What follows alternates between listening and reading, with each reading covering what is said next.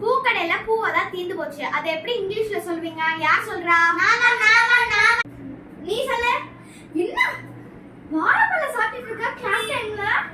அப்ப எனக்கு பசிக்காதா? பசிக்காத lunch break விடுறாங்களா அப்ப சாப்பிடுறேன்.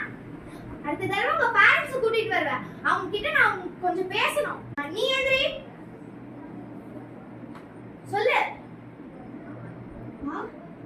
என்ன வாய கொல்கட்ட வச்சிருக்கியா?